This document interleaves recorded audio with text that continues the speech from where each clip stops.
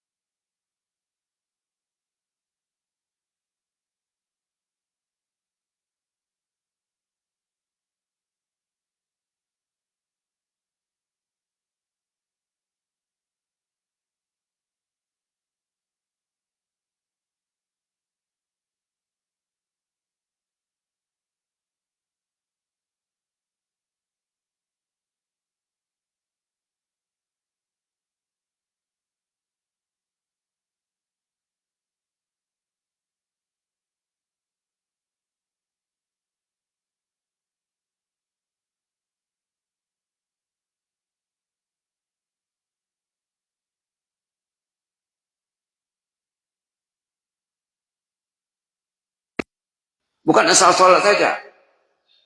Dia sholat di rumah, tidak ke masjid. Kata Imam Syafi'i dalam tafsir Qurtubi, saya tidak suka kalau orang itu terus-menerus sholat di rumah, tidak ke masjid. Baca pendapat Syafi'iyah. Bahkan dia bilang, dan ulama bilang juga, patutnya kalau orang itu subuh tak ke masjid, zuhur tidak, asar, maghrib, isya tidak, Selasa, Senin tidak, Selasa tidak, Rabu tidak, Kamis tidak, Jumat tidak. Hanya Jumat saja ke masjid. Kata ulama, sepertinya ada sanksi, ada hukuman. Nah, ini kata ulama ya. Jadi, subhanallah, maha suci Allah. Kenapa kita dipanggilnya ke rumahnya? Karena sholat yang betul itu, sholat cara Nabi itu di rumah Allah. Bolehkah tidur waktu sholat? Tak boleh. Karena Nabi main absen memanggil nama-nama orang yang tak datang sholat. Sahabat Nabi zaman dulu, sesudah sholat, keluar masjid, pergi ke rumah orang yang kalau ada yang tak datang sholat. Bahkan orang yang datang sholat tapi telat takbiratul ihram, itu dikasih apa tuh? Dikasih peringatan. Dikasih konseling. Diperingatkan, Pak, Bapak saya lihat tadi telat takbiratul ihramnya. Kok begitu, Pak? Nah, sampai mereka ingatkan dulu. Kalau telat 1 rakaat, lagi lah Rio. Nah, sholat yang betul, jangan telat. Imam takbir, kita pun takbir. Subhanallah, maha suci Allah, mengasihi kita nyawa, mengasihi kita sehat, mengasihi kita tenaga, mengasihi kita akal, mengasihi kita fasilitas kemudahan untuk hidup. Dipanggilnya kita ke rumahnya. Datang kita, alhamdulillah. Kalau tak datang, masalah tadi ya. Subhanallah, tidak mungkin Allah menjadikan kita tanpa ada aturan, tanpa manajemen. Manajemennya, time sholat, time sholat berjemaah. Ini manajemen Allah. Ini aturan Allah. Subhanallah. Kita lihat di antara fadilat tasbih, Pak ya. Supaya kita rajin bertasbih. Karena ayat tadi, fasabbih bismi rabbikal azim, menyuruh bertasbih. Contohnya di sini satu hadis dari Imam Muslim, an Abi Hurairah radhiyallahu anhu, qala Rasulullah sallallahu alaihi wasallam, la an aqula subhanallah walhamdulillah wa la ilaha illallah wallahu akbar. Kita sudah dengar dari kecil, subhanallah walhamdulillah wa la ilaha illallah wallahu akbar. Kalau aku membaca menyebut ini, kata Nabi, apa katanya? Ahabbu ilayya mimma tala'at alaihi syams.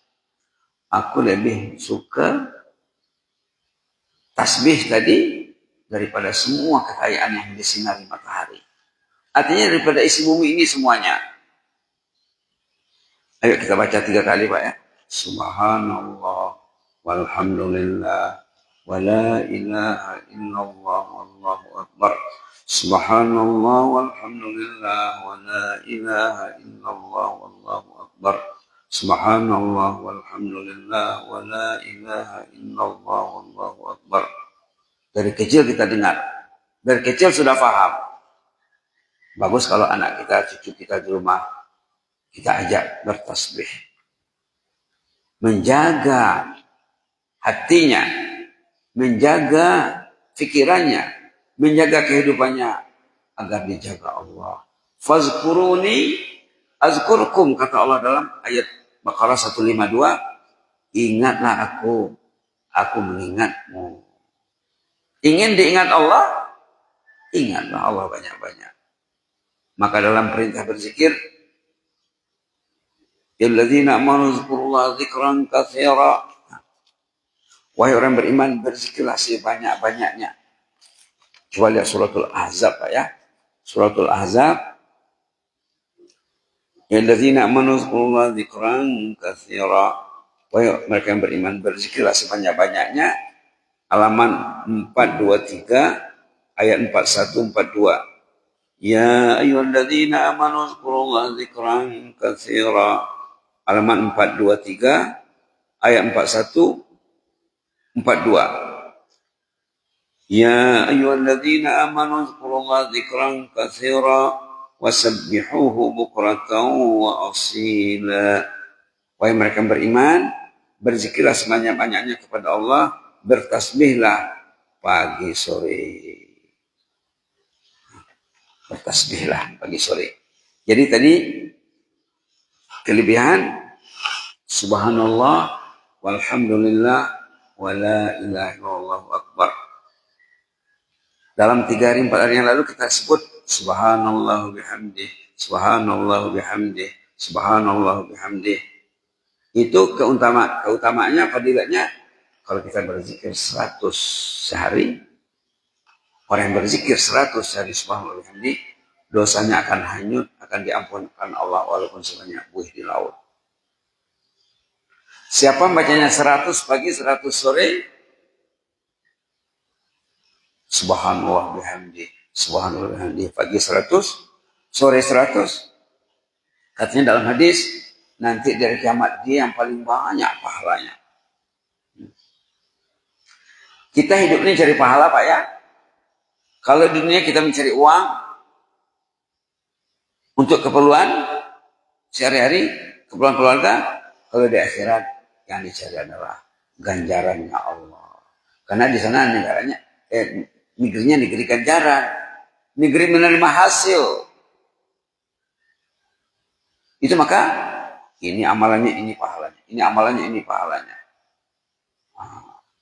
Supaya kita tertarik.